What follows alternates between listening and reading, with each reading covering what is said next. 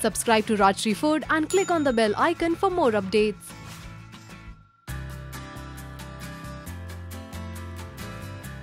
As much as Rajasthan is known for its rich cultural heritage, is also known for its food. That one thing that prominently comes to everyone's minds is definitely a Dal Bati Churma. Today, let's make it. The dal in this case is a very typical Rajasthani dal, which is also known as a dal Panchmel or a Panchmele ki dal. For that, of course, Panch means 5 and it's a mixture of 5 dals. The first one is Masoor dal, red lentils. Then there is Urad dal. We have Chana dal, Moong dal and Tur ki dal or Arhar ki dal. Well, the recipe is there in the description box below, so please follow that. What I have done for now is I've taken a mixture of these 5 dals according to the recipe. I have boiled this, or rather pressure cooked this, just with water. No salt, no turmeric, nothing. The next step is to, of course, give it a tadka. And for that, we need to heat a pan. And to this, let's add in ghee. This is desi ghee. The tempering of this dal is going to be as classic as it can get. The first thing in ghee that goes is cumin seeds or jeera. Well, I love lots of jeera. Let's follow that with hing or Asafoetida, chopped garlic, and along with this, chopped green chilies. Again, lots of them. Let's give this a mix. While the garlic has just begun to change its color, lower the flame and let's add in turmeric along with red chili powder. Let's give this a mix. And to this, let's add in our boiled dal. Mix this well. Well, to this dal, you could also add in onions and tomatoes and things like that. I'm adding in tomatoes. And finally, coriander leaves. And allow this to simmer on low flame for a minimum of 5 to 7 minutes. One last ingredient, of course, which is the most critical of them all, and that is salt as required. Allow this to simmer, and while that's happening, let's make the bati. For the bati, the most important ingredient is wheat flour. We need to get the wheat flour which is slightly grainy, not as smooth as you make it for a roti or a chapati.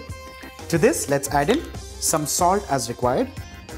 For the bati to be nice, crusty, yet short crust at the same time, we need to add in ghee. We need to mix this well till it's nice and almost like breadcrumbs. And by using water, we need to make a nice and soft dough. Go slow, go steady, but make sure the dough becomes nice and soft.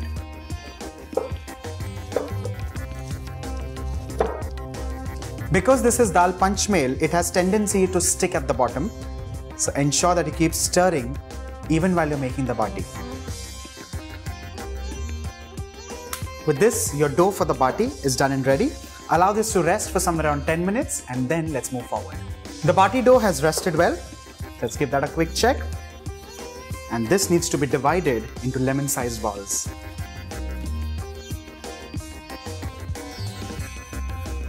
Something like this. Ensure that this also gets pinched. Well, there's another trick that I learned from someone in Rajasthan, and that is just pressing this lightly and dividing it like so. But what happens with this, it gets a little natural indentation, and then finally you bring all of this together. What happens when you do this is the inside becomes a little porous or hollow and the cooking becomes easier. Bring all of this together, make it nice, smooth and free of any cracks and crevices. And similarly, let's roll the other batis.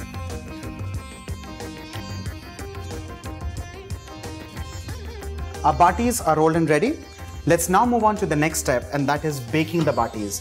Now traditionally there are various ways of doing this. You could do this on a chula, you can do this on a tandoor, but of course we do not have that in our home kitchens. What I can do is, I can show you a gas trick where you place this on a gas. You of course create a little bit of an elevation, place this and allow these to bake till they're nice golden brown and a little charred here and there on all the sides.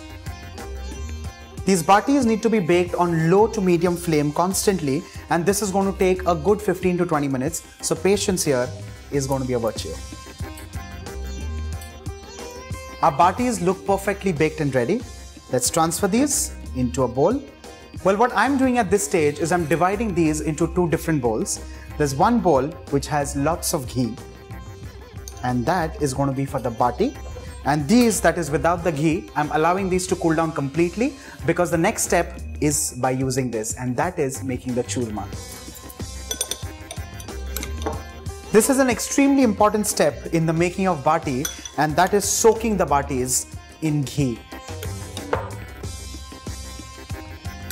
The next step is moving towards making the churma.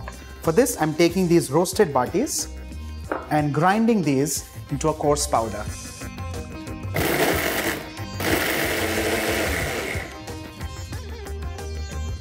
Well, that's how it looks. For the churma, I'm going to heat a pan and add in a tablespoonful of ghee again. Allow the ghee to heat. While the ghee is getting heated, let's add in a few pods of crushed green cardamom. To this, let's add in a powdered bati, which is now the churma. Along with this, let's add in your slivers of almonds. Mix this well and toast this till it's nice, fragrant and nutty. Off goes the flame, and let's transfer this into another bowl. One final step to complete the churma, and that is adding in bura or powdered sugar. Give this a mix, and with this the three components, that is dal, bati and churma, are done and ready. Let's now move on to the plating.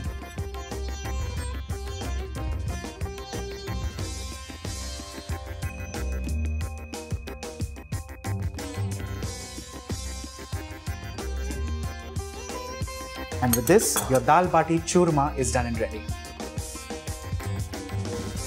Now that you have a detailed recipe for Dal Bati Churma, invite your friends over for a Dal Bati Churma party. Trust me, it's going to be absolutely worth it.